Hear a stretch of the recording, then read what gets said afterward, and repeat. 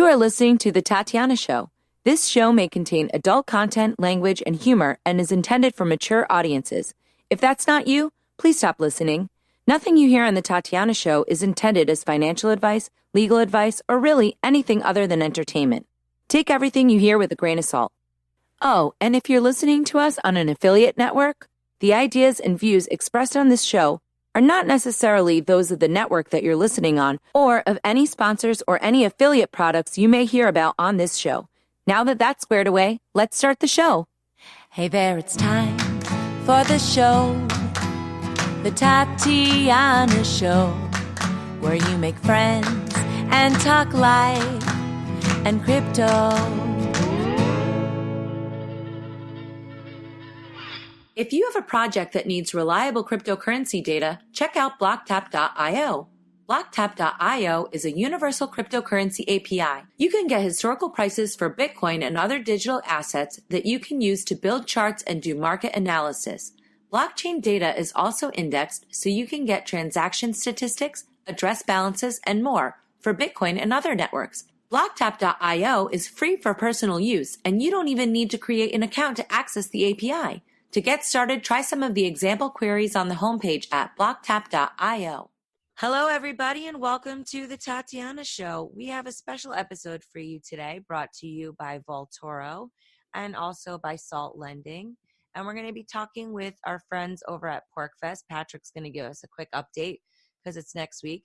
And we're also going to be talking to Fischer, who is the co-founder and editor-in-chief of News2Share, an outlet that uses raw video and live stream to report on activism and extremism. So we're going to be talking about deplatforming, his work traveling all around the world, reporting on all the different stuff that isn't getting reported on the mainstream media. But before we get started, I wanted to say, hey, Josh, welcome to the show. It's just wonderful to be on here again with you, Tatiana. I have to sing it. That's how joyful this show makes me. I don't think I'm ready to sing today. I'm a little bit tired from the weekend. It was an intense week, I feel like.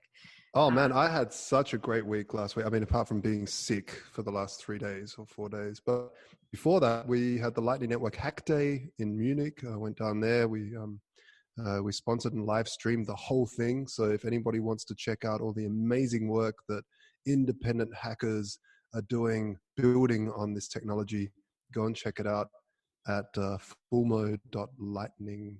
I don't know, just look up Lightning Network Hack Day Munich and you'll see it. And it was so fun. It was really, really good. One of the best conferences, crypto conferences, just because it's no bankers. Really, really awesome. And that's what I miss about, the old school crypto conferences were really like this. You get all the great philosophical conversations, great maths conversations, really intelligent people, all just building cool stuff. And that was really fun. So I missed that. So it was great. It was kind of a throwback to the old days.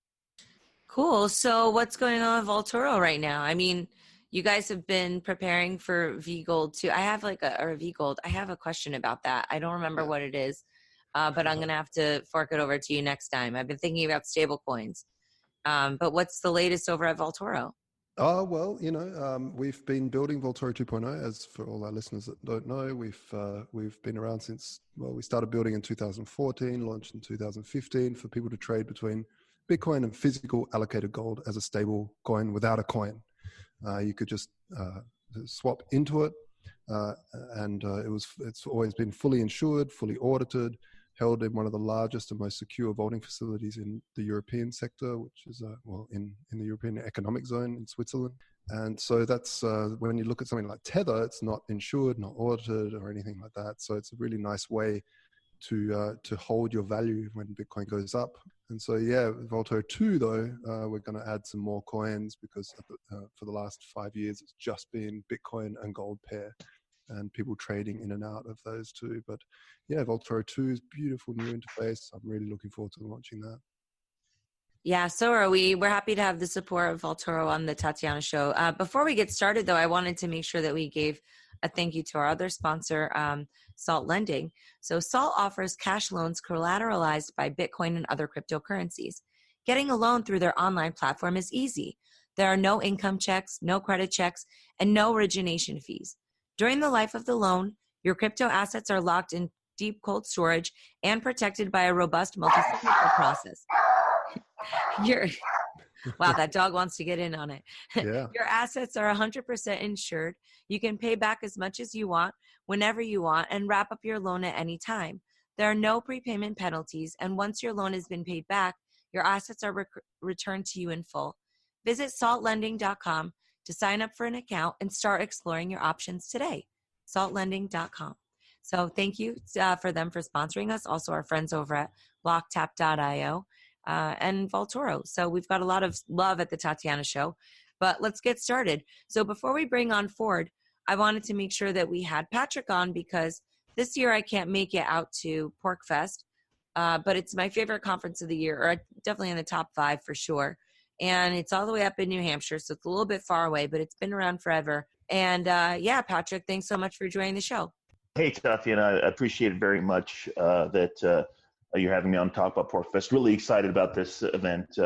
I know you've been there before, Tatiana, and this will be my 3rd PorcFest. I think you've been to more PorcFests than I have, but yeah, it's coming up on, it starts on June 18th and goes all the way to the 23rd. So coming up here shortly, and a lot of awesome speakers that I'm really excited about, including Dave Smith, who does libertarian stand-up comedy. So I'm really looking forward to seeing his act, and Maj Toure, the founder of Black Guns Matter. Of course, David Friedman, he was there last year. He's coming back. Milton Friedman's son, an economist. You know, we have Jeffrey Tucker, Lynn Ulbricht, lots of amazing speakers. We have a panel that I'm really looking forward to listening to on Thursday, which is specifically about a topic that you're going to be talking about today, which is about deplatforming and tech censorship. So I think that's a very timely panel.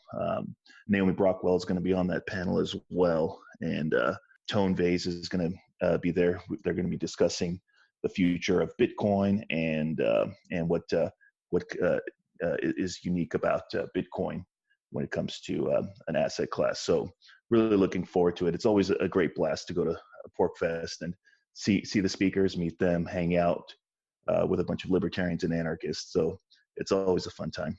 What are the dates of that exactly? Certainly. The event starts on June 18th. So that's next Tuesday. And it goes all the way till Sunday, which is the 23rd. A lot of people come for the whole event. Some people come for certain days, just based on when they're available. But usually the biggest speakers speak on either Friday or Saturday, although this year we have amazing speakers slated for each day. So there really isn't a day that you can miss. So like, for example, Dave Smith, if you're looking forward to seeing him, he's going to be on Wednesday. So he's going to be a little bit earlier in the week. Man, all the cool libertarian and market anarchy conferences are in the US. I wish there was something like PorcFest here in Europe. Maybe there is. Do you know of any? Not off the top of my head, but I'm sure there's a market there for that, because I know that Europeans also, some of them do like liberty. Yeah, no, definitely. Oh, yeah, I've always wanted to go to PorcFest. It's every year. It just sounds like so much fun. I always see, the little updates from all of my friends that go, and it really looks like a wholesome, family-filled, fun place. Absolutely. You see a lot of kids running around. There's activities not just for adults, but there's activities for kids, activities for teens. We have movie nights, we have parties. I think there's going to be a water slide there this year, which is something that I haven't seen before. So I'm looking forward to trying out the water slide. And also, it's very dog friendly. As you heard my dog, which I apologize, who just started barking because somebody was at my door right when you were speaking, Tatiana. But I always bring my dog. It's a very dog friendly event. Yeah, Chris Pacia from OB is holding a dog meetup every single year, and he's also one of the speakers. Well, that sounds awesome. I'm really sorry I can't make it. Maybe something will happen last minute and I'll get lucky. But otherwise, everybody go check out PorcFest next week. Thank you, Patrick, for coming down.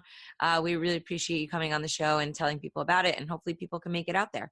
So, all right, thank you. Look forward to seeing everyone out there. Thank you. Thanks so much. Take care. Great. So now we've got Ford Fischer. As I said earlier, Ford is the co-founder and editor-in-chief of News2Share, an outlet that uses raw video and live stream to report on activism and extremism. His work has been used in dozens of documentaries, films, and news programs. Projects featuring his work have won an Oscar, an Emmy, and more. And he's recently been deplatformed. We keep hearing all about this. And I was really surprised to hear it because Ford is a relatively neutral reporter. But for people who aren't familiar with him, welcome to the show, Ford. Thanks so much for joining us today.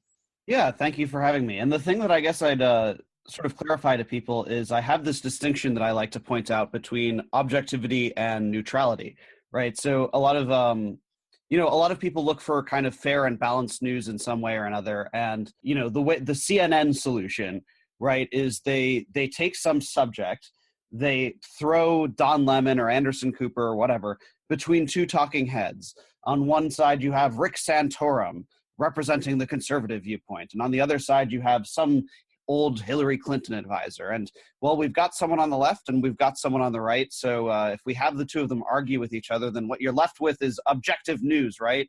It's neutral, because everybody knows that when you give somebody one opinion, then it's, then it's bad. But if you give them two, well, now we've got the whole picture. So I disagree. And the presentation that I take to my work is that rather than seeking neutrality, which is sort of a claim of the equivalence of different positions, I try to actually just cover all positions in a raw format where I'm not attempting to claim the equality of different positions. If I go and film a Black Lives Matter event, I don't need to go seek comment from the Ku Klux Klan and be like, would you like to offer a response? Right? What I do is I go out to a situation and I just show the totality of it. If there are multiple sides of the situation, I speak to everybody there, and film everybody to the extent that it's possible. If it's somebody versus the police, then I try to especially make sure that I'm covering how the police and those people are interacting. But mostly I'm covering different types of activism, but I'm doing it in a format where it's just raw video. It's very, very limited commentary. And I use live stream so that people can watch it while it's happening. And when I put out a video to YouTube that summarizes the 2-hour thing that happened into 10 minutes, people can watch that original live stream and see the context of every single sentence that was said. And that's sort of my way of subverting this concept or fear that a lot of people rightly have about the media, which is that they chop up words to make people seem more extreme, less extreme, smarter, dumber, based on whatever their particular political agenda is. Amazing.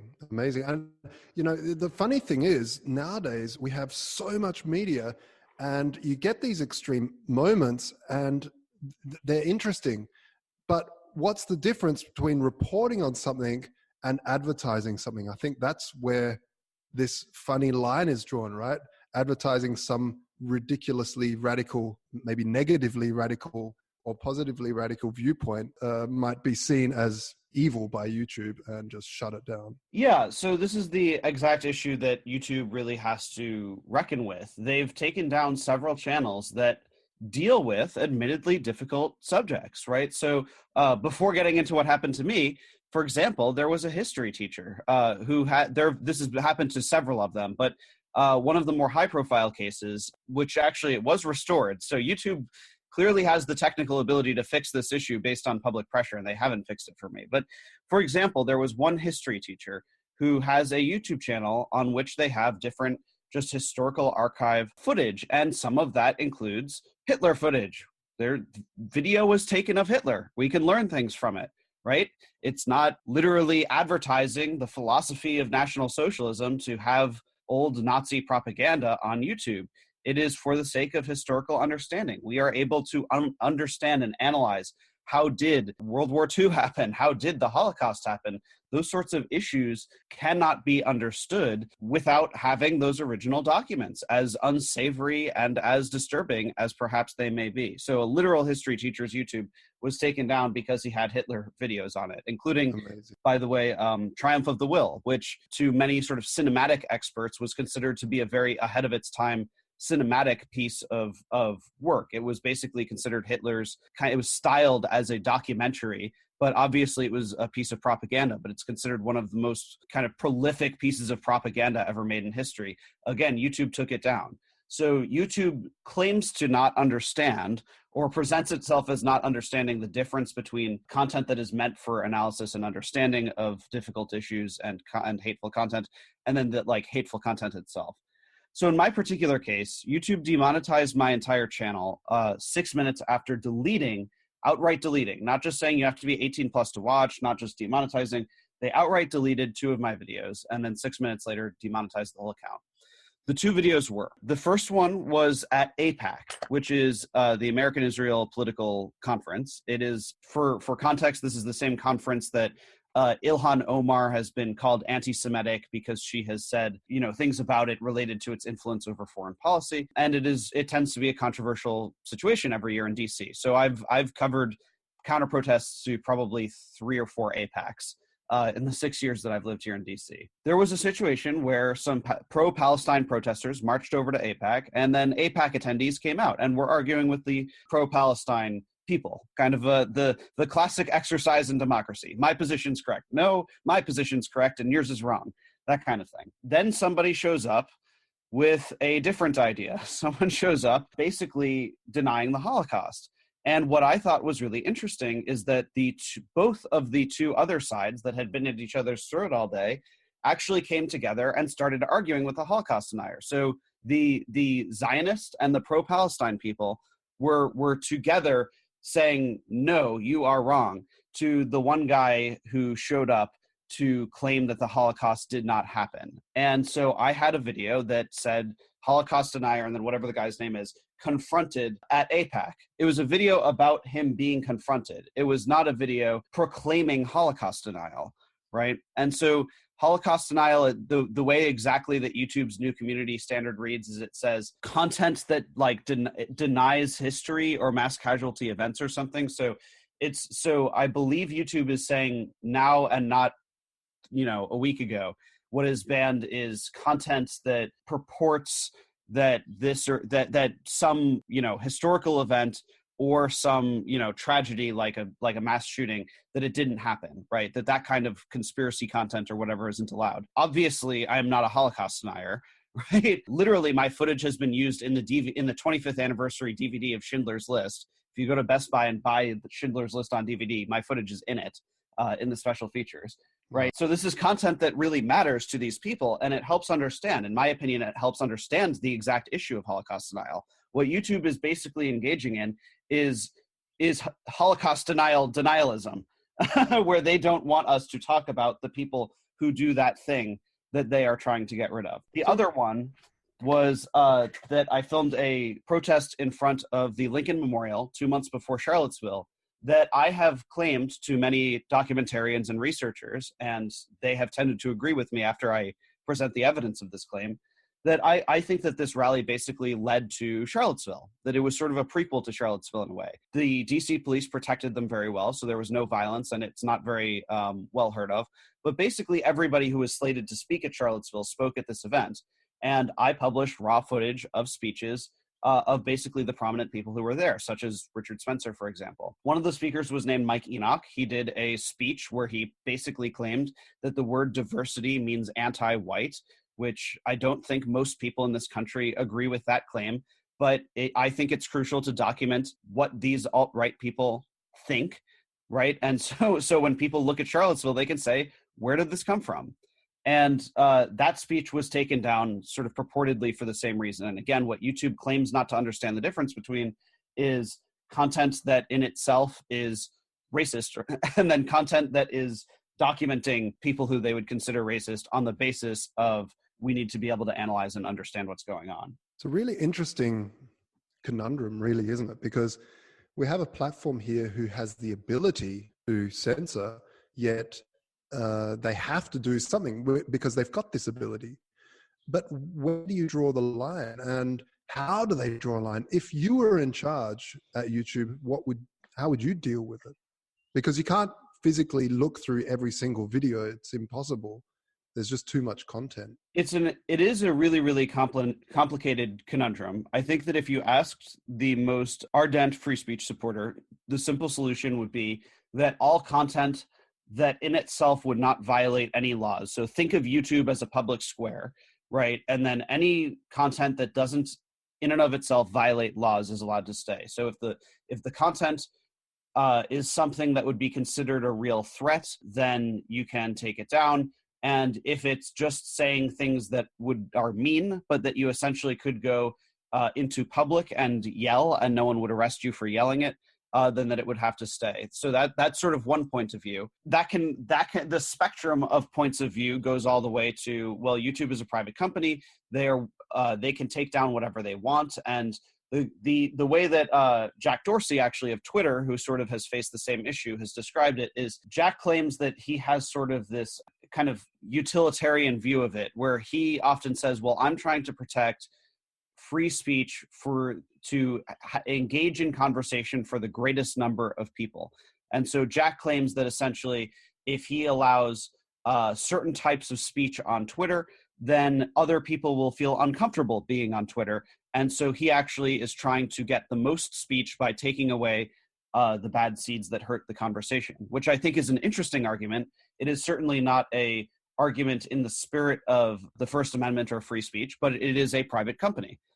So he surely has the right to make that kind of utilitarian judgment rather than a kind of deontological one, if we're going to go straight into philosophy, where someone is not basing it on the outcome, but basing it on, this is the way that we think about it. Martin and the Me has once said, the fastest way to get a correct answer on the internet is to blatantly write the wrong answer and someone will answer you.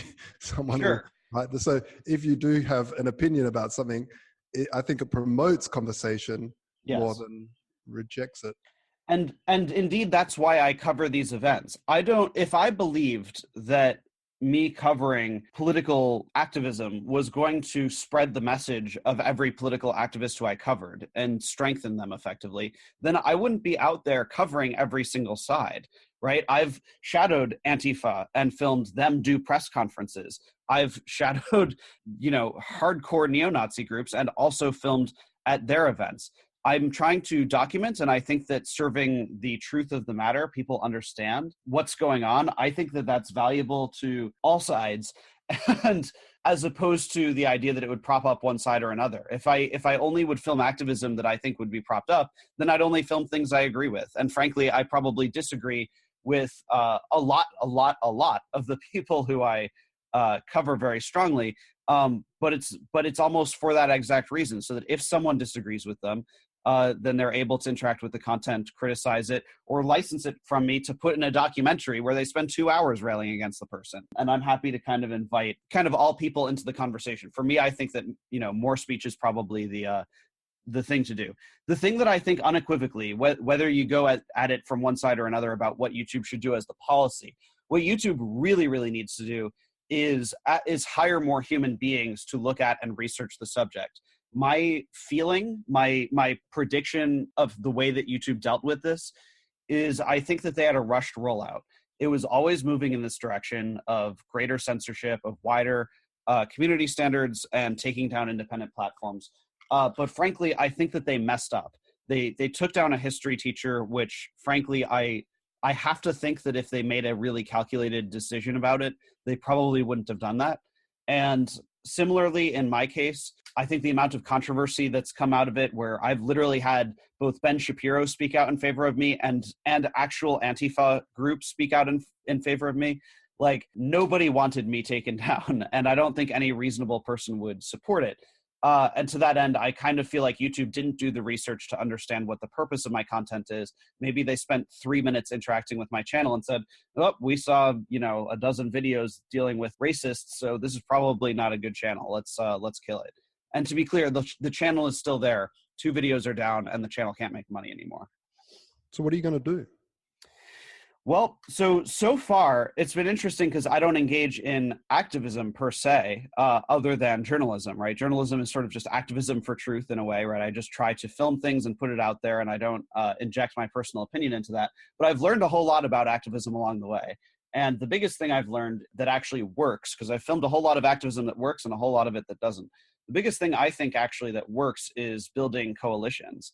And so what I online have been trying to emphasize is the fact that there are a lot of different types of people who are speaking out about this issue, and they are across the political spectrum. So I've been trying to emphasize that, in my view, big tech censorship is not exclusively a right-wing issue. I realize that Ted Cruz is probably the biggest person in Congress, talking about this problem today. That doesn't mean that you have to like Ted Cruz to be against monolithical corporations choosing what you get to watch and not watch. So I've been emphasizing the fact that there are libertarians talking about this, there are anarchists talking about this, there are leftists, socialists, communists talking about this, and that YouTube is going to lose a lot more people, and they're going to piss off a lot more people, frankly, than one might intuitively realize by taking down this stuff. Yeah, it's really interesting. Where do you think stations like, or platforms like DTube or decentralized versions of YouTube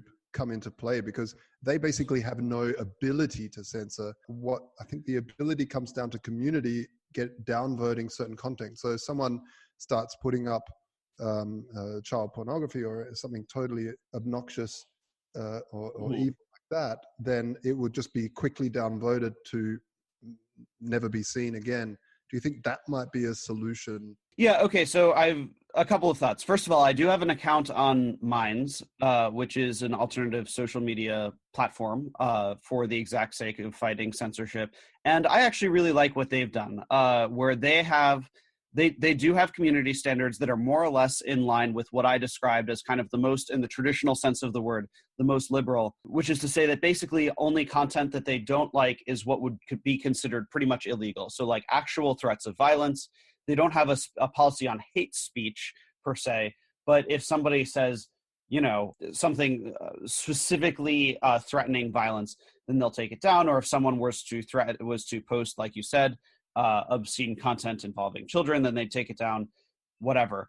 And the thing that I actually like about them is that if Minds takes something down, the person has the ability to appeal. And the way that Minds has kind of made this promise of the validity of their community guidelines is that if the person appeals, it will actually be passed to a jury of 12 random users of the website. And so those 12 random users get to vote on, is this thing actually bad? And in order to reject the appeal, you have to have 9 or more of the jurors say so. So basically, it's almost like Congress plus the president, like the executive branch, whatever, kind of in an inverted way. If the people at Minds see a piece of content and they don't like it, or not they don't like it, I shouldn't say it that way, and they think that it violates the rules, they can take it down, but then 75% of a random sample of the actual users would have to agree with the company on that. In my case, it's like if YouTube takes down my video of people confronting a Holocaust denier because they conflate it with Holocaust denialism, okay. But if the same thing happened on Minds, for example, right, you'd have 12 YouTubers or Minds users in this case looking at it and determining it. I'm quite sure that fewer than 9 out of 12 people would just glaze over it, not realizing what the content is, right? YouTube clearly made a mistake, and I don't think that the average person, much less 75% of average people, would make that error. Yeah, I mean, there's these ridiculous people, the flat earthers, saying that the earth is flat again. And really, that was heresy to say that earth was round for a while. A lot of people died for saying right, and everyone knows it's actually like a donut shape. No, and everyone knows but those videos don't get taken down, even though a lot of people died way back when, were murdered by the church for saying that it was round, and now it's seen as common knowledge. It's also interesting of where you draw the line of, as people say, well, no one dies because they're talking about the earth is flat, but at the same time, people did die. It was a long time ago, but it's such a wide spectrum of gray in the censorship debate behind YouTube that I think it's almost a problem of they have the ability to censor, so it opens up this huge can of worms. And especially if you make a living from it, and it's all calculated through algorithms, then you're just sort of at the whim of some crazy algorithm because you put the wrong word in, right, whether you eat the next week. And YouTube actually claims in its email to me where they demonetize me that they use the word carefully, that they carefully looked through my channel to make this determination. But they never reached out to me. They never spoke to me before this rollout. And they told the media about it before they told me about it, right? I strongly feel that it was rushed. I highly dispute the claim that it was done carefully. And although technically it provides an option that in a month, they say I could reapply to re-enter the program, sort of as like a newborn, right? That I have to really newly re-enter the program as a separate thing.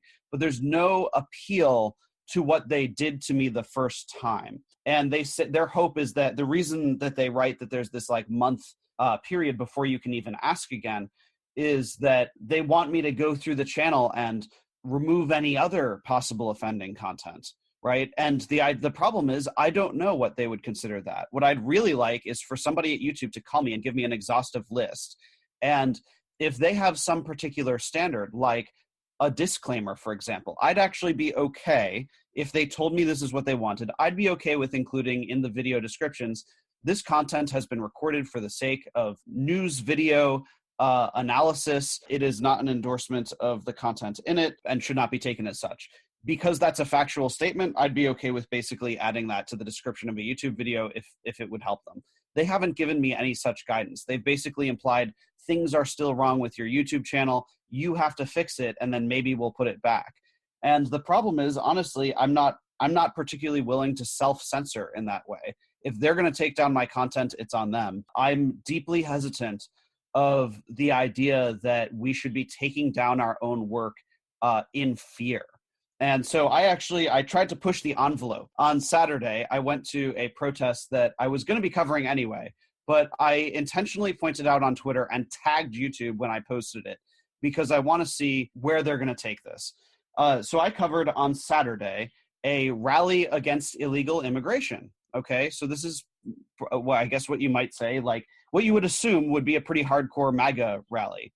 It was interesting to me because actually a lot of the people there were saying that they don't like Trump anymore. Once the first speaker actually said Donald Trump acts more like a Democrat on immigration than a conservative Republican. Now that's a hot take. That's a spicy hot take.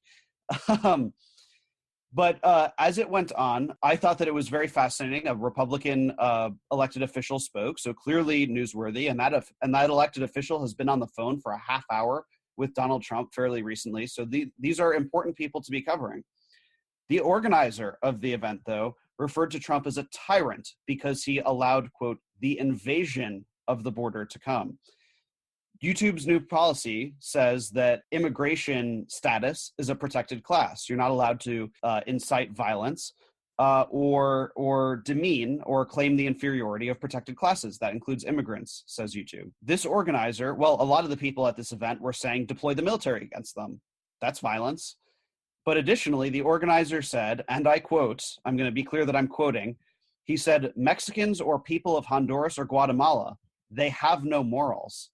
And he said their morals and common decencies are non-existent. That is pretty obviously, in my mind, a statement that if he were to post it, if that guy were to make a YouTube video, he's actually a Hispanic Vietnam War vet, but he was talking about people from south of the border that he has this apparent disdain towards. If that guy was to make a YouTube channel and he made that statement in a video online, it very obviously would be in violation of their community standards. So I'm quite sure that they would take it down, or at least they say they would if they caught it. In my case, I posted the entire 2-hour video of the entire rally that had a couple of prominent figures, including a Republican elected official in that video. And I think that for researchers, for news people, it's a fascinating thing. Somebody said that comment that many people would call hateful or racist, or demeaning toward immigrants. And he said that at a place where prominent public figures were, and they are all sort of affiliated, allied with each other. Some people might find that interesting. Will YouTube take it down because of the fact that comment was made in that way, or will they understand the fact that it's in the context of news? We'll see. I tagged YouTube in it. I want YouTube to be aware of the video, so we will see if they get it right, essentially. You know, one of the things that I noticed is that there really isn't any kind of appeal process, which you've sort of been talking about. And that happened not just with YouTube. I mean, with Twitter, I believe Carrie Wedler from Anti-Media was taken down, and then Anti-Media itself was completely taken down. And, you know, I mean, they liquidated millions of fans and stuff like that. People say we shouldn't be using platforms like YouTube and we should go off into the decentralized world. But I don't think that you get that much exposure if you're not on YouTube. I mean, YouTube is where it is. So what do you think is the future of these kinds of platforms?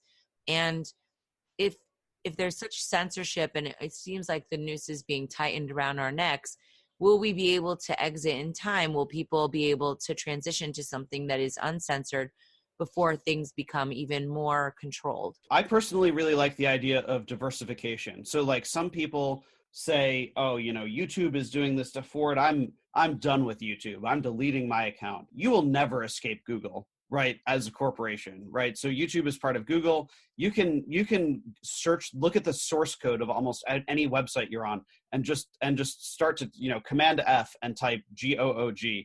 Like you will find Google Ads, Google Analytics.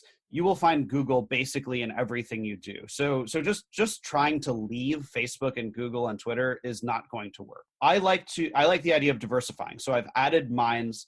I used to use DTube, but I just haven't been using it as much anymore. I haven't found there to be as much authentic viewership on that website. Minds is getting a little bit more engagement, and I think it's growing as a platform, which is why I do like it a lot. But the other platforms realize that this is an issue. I mean, Facebook, when you type a Minds link, when I promote my Minds channel on Facebook, they call it they make you do the robot test on it. And when people even share my posts that include a Minds link, it will tell them we think that you're doing spam. So the other tech giants are trying to crush these things out because they have so much control over the digital space, and they really don't want to give it up. I think the reckoning that YouTube is trying to have is because they basically realize that they are replacing cable TV. And I don't just mean cable news. People our age, so I'm 25, and my friends who have kids, people who are in my generation and have 5-year-olds, and I've seen this whenever I go to somebody's house, they don't have cable. They have a television set, they have a physical TV, but they have it connected to like a PlayStation or their computer, and they're playing YouTube. The kids are watching children's programming on YouTube, and the adults are using Netflix and Hulu and what have you.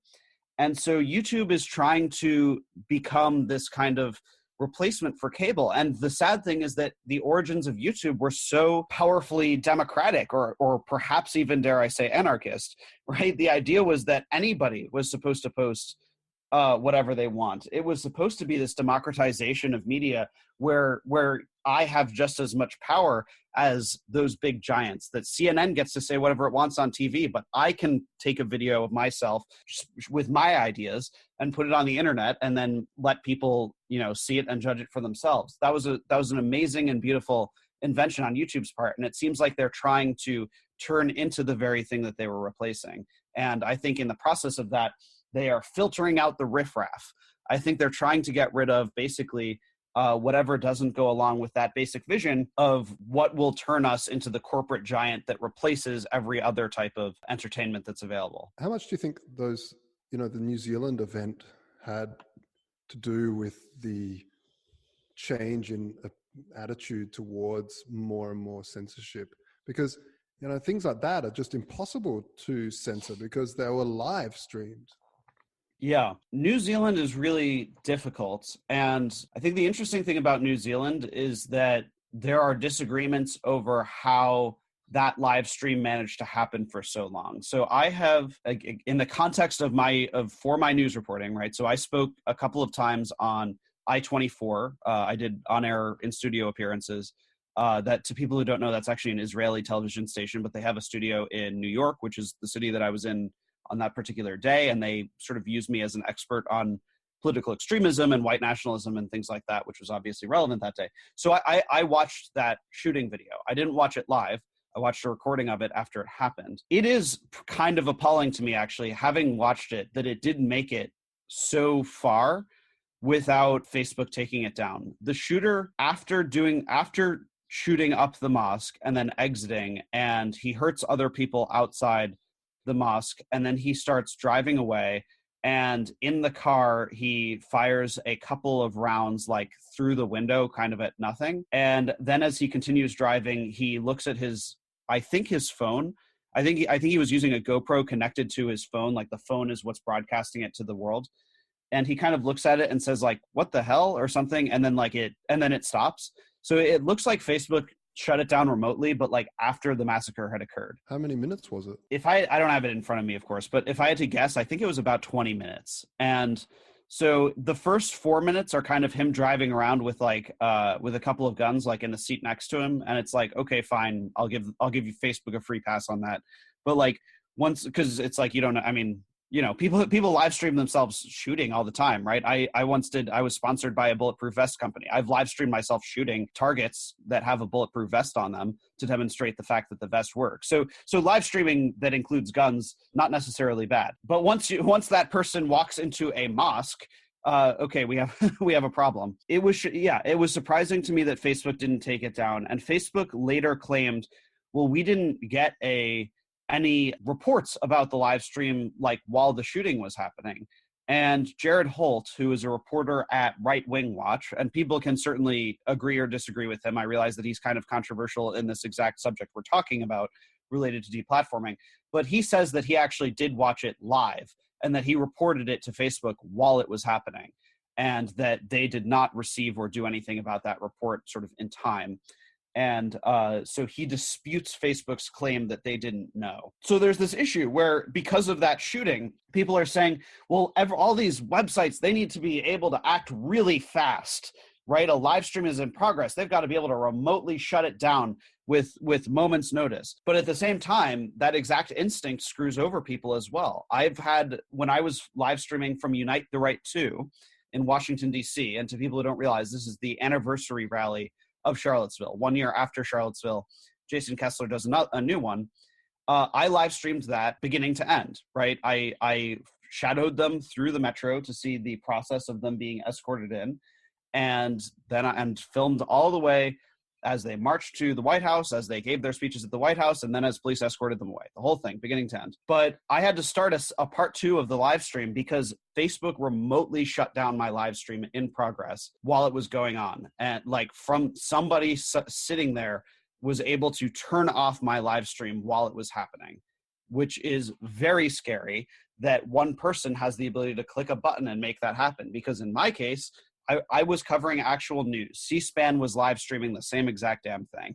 And that recording, while unsavory perhaps to people who were watching it and oppose those sorts of ideologies, that live stream showed exactly everything that they were saying. And I think that what do the people who did Charlottesville a year ago think now? That's information that could be considered valuable. And indeed, that footage has been used in a documentary on PBS that I Associate produced. So the value is not an abstraction. It's content that people use. And obviously, YouTube's not going after PBS when they use my footage. But when I publish it on my own channel, they seem to have a problem. I mean, why is it bad to post murders? I mean, wouldn't it be like, why would that even be something that, obviously it's ugly and horrible, right? But what would be the necessity to stop it while it's going on? I mean, isn't it good that people know that this is happening? What would be the case for that? I'm curious, other than it's grotesque and whatnot. Well, I will say that so first of all, I get your point of view. And so as I'm saying this, I'm arguing one position because you've presented the other position. So I'm not like, I'll proceed it by saying something like, some would say, I think people would say, or Facebook would argue, that it doesn't want to be a platform for radicalization or propaganda, right? So even LiveLeak, which is considered to be the most traditional sense of the term liberal on content moderation, where they're perfectly fine with, post body cam footage of a cop shooting someone and them bleeding out, like whatever it is, like they're pretty much close to censorship free, even on pretty extreme violence. Even LiveLeak said no ISIS cutting off head videos. We're not in the business of spreading propaganda. I understand that Facebook and Twitter and so forth, in the extreme, they don't want to be sharing terrorist content made by terrorists. I'm quite sympathetic to the problem that they have there. Does Facebook want to be known as a place where you log in to look at your neighbor's puppy and then you see a live stream of a mosque being shot up in real time? I get why they have a problem with that, and that would be providing assets to the violence doers, to the terrorism doers. On the other hand, to your exact point, I post videos in some cases of body cam footage. When police shoot somebody, it's not too pretty. I've watched a lot of really bloody, pretty gross injuries when cops kill people. And I actually think that is really important for people to see, both so that they understand this guy was acquitted, right? There was a cop in I think it was Vegas, who shoots a drunk guy 5 times after basically playing a game of Twister with him. He's like yelling, crawl towards me, right? And the guy's drunk and he can't really like respond well, and he's trying to do it, and like at some point he kind of like stutters and like his hand kind of falls behind him. The cop claims he thought he was reaching for his waistband. He wasn't. There was nothing in his waistband. This cop shot him 5 times, and the rifle that he shot him with was the cop's personal rifle, and it had the words "you're fucked" inscribed on it.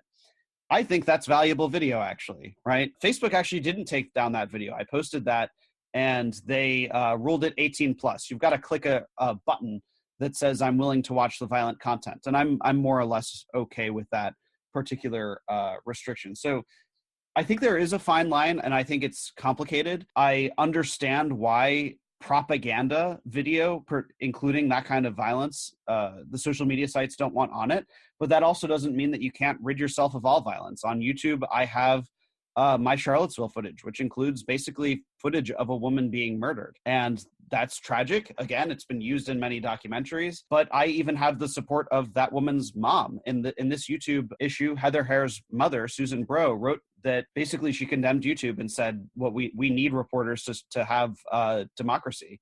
And so that endorsement meant a lot to me, that even the person who arguably is the most affected by the things that I have filmed, right? Someone who has literally lost their daughter to white nationalist violence believes that my filming of white nationalists is essential. What are people doing now, like, in order to support you? So I know you do a lot of traveling, and we've got to wrap up because we're coming up on the hour, but I did want to ask you about a couple things. So where are you going to now? I know people are supporting you on Patreon. I want to give them the opportunity. And also, what have you been seeing regarding Chelsea Manning? Because now we're seeing a lot more censorship. It's getting scary. I mean, look at what's happening with Julian Assange. I'd love to get your comments on that. So firstly, on what people can sort of do to support me. Like you said, I do have a Patreon, which is patreon.com/FordFischer. So now that YouTube has demonetized me, I still intend to continue posting to YouTube, so people have that directory of activism. But essentially, I will not be paid a dime by YouTube for it anymore. So that Patreon is basically what I hope to fill it in. So I appreciate people's support on there. The other thing that I would say is my Twitter handle is @FordFischer.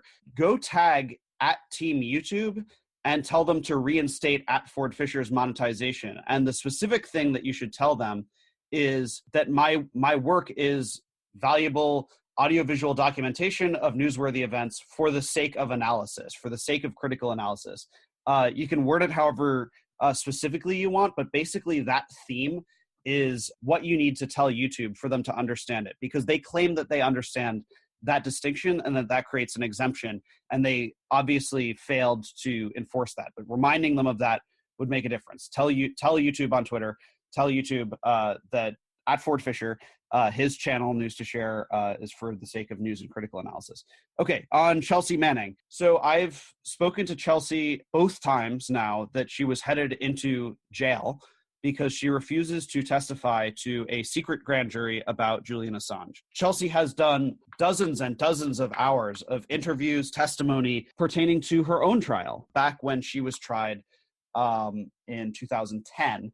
And basically they are trying to indict Julian Assange on crimes related to that exact thing. Assange was first charged with basically conspiracy to hack a protected computer. Chelsea Manning actually did it. They are claiming that Julian Assange egged her on, ergo he was a conspirator, which is a reading of federal law that the Obama administration was uncomfortable with. I mean, bear in mind, the Obama administration first tried to kill Chelsea, and I'm not exaggerating, right? They tried to have her executed. They wanted her charged with aiding the enemy. So Obama is not someone who is fond of leakers. He was considered, in fact, one of the least transparent presidents of all time on the subject, the most usages of the Espionage Act in history. And even so, he believed Julian Assange is a journalist and or at least for the sake of federal law, Julian Assange is a journalist and a publisher, and therefore going after him would have a grave detriment on the First Amendment.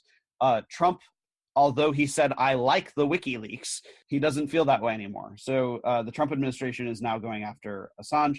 And Chelsea has said, I won't have any part of this when it is in a one-sided secret grand jury method. The problem she takes to it isn't that she won't talk about the subject. It's that grand juries take place in secret. They take place without the counsel or attendance of the accused, and they are inherently one-sided. It's a prosecutor and a judge and a jury, and there's no one on the other side. So that misbalanced nature is the reason that she says she refuses to testify in front of them. She is now on day 83 total in jail. She was let out for 8 days because the grand jury retired and they assembled a new one. Julian currently faces 18 total charges. There was a superseding indictment, but the grand jury that Chelsea is expected to, or they want Chelsea to testify in front of, did not retire, which means that there are more charges. In addition to the 175 years that Julian currently faces, they seem to be trying to get more. And so Chelsea's still in there, and we'll see how long that takes. But I was one of the only first journalists who covered it the first time it happened. I saw that coming. I went to all 3 of her hearings ahead of the first time she went to jail. The second time the media got their act together and showed up, I actually kind of made fun of them when I got there. I was like, where were you guys last time? I don't recognize some of you. But this time it was only one hearing. They basically sent her right back to jail the second time. And, we'll see how long it goes on. It's wild because, we've got these elections coming up, and a lot of people voted for Trump because they thought that he was on the side of the people. Do you think that there's going to be a lot of backlash? Like, what's the vibe on the streets? Mm-hmm. What's the vibe among journalists? This is terrifying what's happening with him. I mean, really, I can't even imagine. The thing with YouTube is already bad enough, but throwing people in jail for that is insanity. Right. And it's not even trying to be hidden anymore. Right. So Donald Trump won essentially because he managed to form a coalition that was wider than John McCain or Mitt Romney, who lost, right? Same rules, same kind of election. Obama won twice, and then Trump won. And so a lot of people attribute that to the base core Trump supporter. But what I have actually seen when I'm out there is there are a lot of different types of Trump supporters, and the stereotype is actually not the rule. And so you have to dig a little bit deeper, and it gets to the question that you were just asking. So the primary Trump base, like the real just hardcore Trump person, probably is not going to change their opinion about Trump. He said it himself. I could stand in the middle of Fifth Avenue and shoot somebody, and I wouldn't lose my support. Okay, fine. But the people who I've seen him disappointing are really the ones who actually were sort of on the fence voters or different types of voters. I've met a lot of people who voted for Obama and then they voted for Trump. And a lot of people don't understand that. But in my mind, it makes quite a lot of sense. Both of them offered a narrative that the United States is currently having a crisis and I alone can fix it. Maybe Obama didn't use those exact words, but the path of kind of populism is visible there. An example I would use also is, for example, Cassandra Fairbanks is a journalist who is very open about her political orientations. She was a hardcore Bernie Sanders supporter. And, I hate to say it if Cassandra's listening, but like ridiculously so. Like she wore these like Bernie Sanders pajamas, then posted photos of herself like that on Twitter, for example. When Bernie was out, she actually flopped over to Trump because she thought that he was kind of, she was into the anti-war. She felt that Bernie was the best peace candidate, and she felt that Trump v. Hillary, that Trump in a landslide, in her opinion, was more anti-war than Bernie. Cassandra has visited Julian many times. For her, it's a primary issue. And for her, WikiLeaks represents transparency toward the state, toward militaries, and that it has even if it's not for the sake of being anti-war, it has an anti-war result. And she has said that she will not support Trump if he basically continues forward, if he trudges forward on the prosecution of Assange. So he is losing some of his more, I guess you could say, politically independent supporters for this.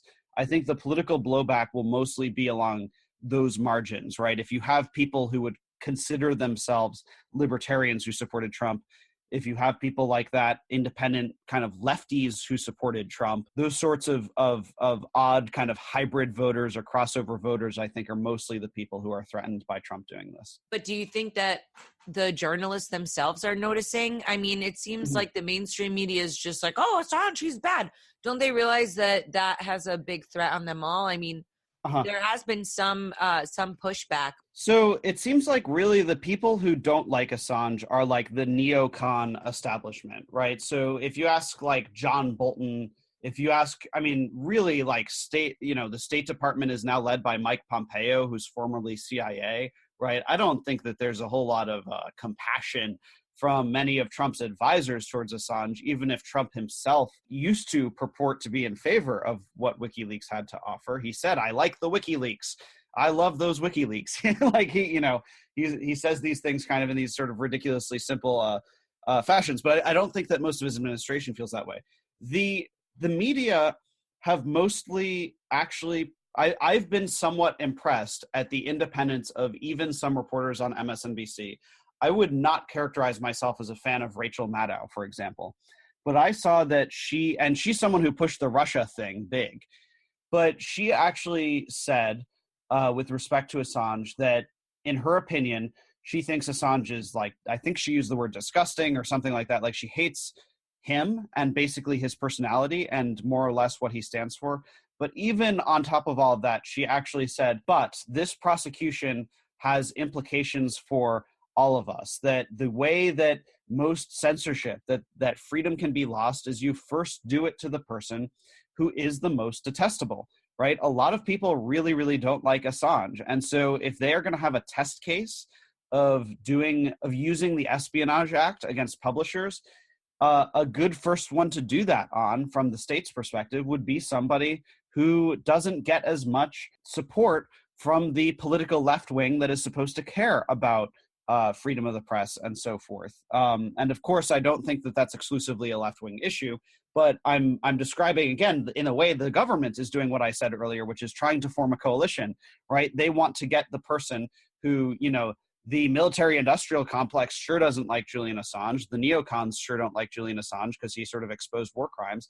And the left doesn't like him because they think he got Trump elected, right? So they start with someone who they really think that they can turn the public against. They get that first test prosecution, and then they have the precedent to do it to someone slightly less controversial and slightly less and slightly less. I think that all of these issues broadly speak to problems of press freedom, and it's why I think we should talk about all of them before new things start happening to new people, right? I didn't anticipate demonetization. I didn't anticipate having some of my videos censored, and I think it's in a way all part of the same broad story or the same broad question of freedom of the press. Well, this has been quite a really good episode, and I don't think it's going to go away. What do you think is the future? Do you think that there's any way to sort of turn back the clocks on this? I don't know. I think that it is really difficult. I think that competing social media platforms like Minds are an interesting solution that makes YouTube have to consider the number of people who are exiting from it, right? So these social media platforms might fix things if they see a mass exodus. But at the end of the day, I think it really comes down to money. And I think the other question that maybe we all have the same opinion on, which, where we all probably on this program have a deep skepticism of involving the state in much of anything. But to the wider public who's interested in this subject, there's a conversation right now about, do you have the government regulate these private companies in order to sort of force them to acknowledge free speech? And that gets into some very complicated problems for libertarians and anarchists about how we should deal with big tech. I tend to be of the opinion that pretty much when you inject government into anything, you screw it up. That being said, I also understand the frustration that causes people to have that conversation. So when you ask about the future of it, I would like to think that that sort of the free market, embarrass YouTube into fixing it, threaten to leave, actually leave, and only come back if they fix it. I'd love to think that those things will work. Some people are going to try to get the state involved. That's another question on its own. Yeah, I mean, I'm a big fan of fixing stuff through technology and not using the state.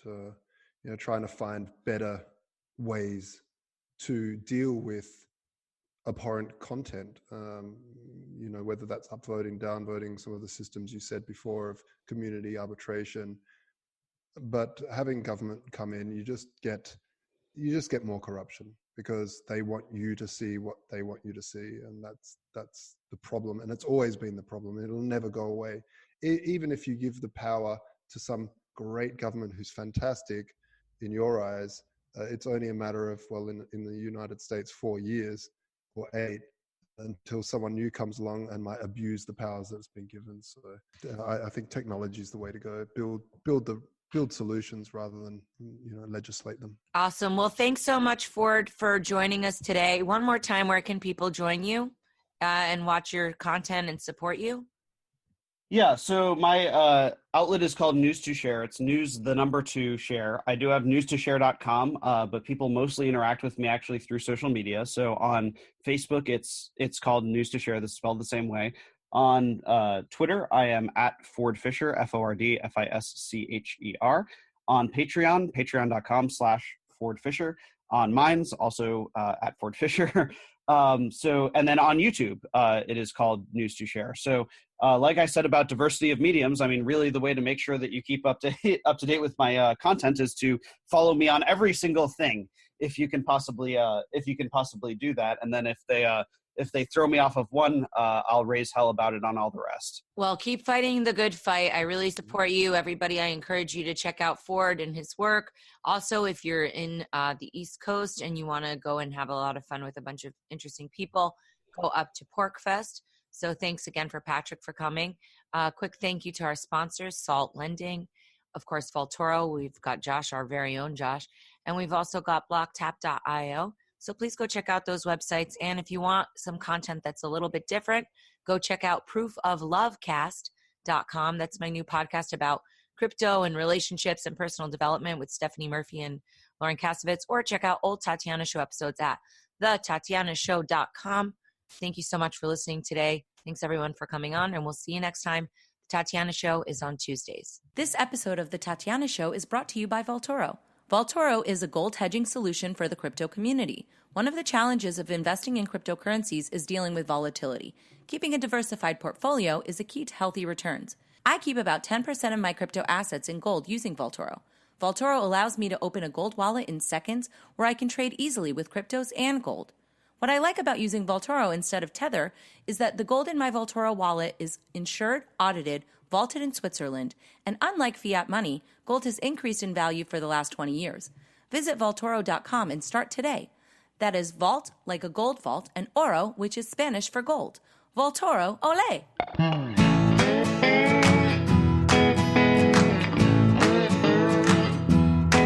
Hey there, it's time for the show. The Tatiana Show, where you make friends and talk life and crypto. We gotta think and reflect and use lots of intellect with our hearts when we work together. I know that it can be so hard out there, looking all around and saying that life ain't fair. So that is why we will fight and stay up late at night, listening to the Tatiana Show. What's the point of all this technology without a little love in our lives? Our hosts, Tatiana Moroz, Dr. Stephanie Murphy, and Lauren Kasovitz, have come together to bring you Proof of Love. Go to proofoflovecast.com. Thank you for listening to The Tatiana Show. Please follow us on Twitter at Queen Tatiana or on Facebook and Instagram at Tatiana Moroz Music. More episodes can be found at thetatianashow.com, and make sure you leave a review on iTunes and tell your friends. The Tatiana Show has been brought to you by CryptoMediaHub.com, a boutique marketing and PR agency for Bitcoin and beyond.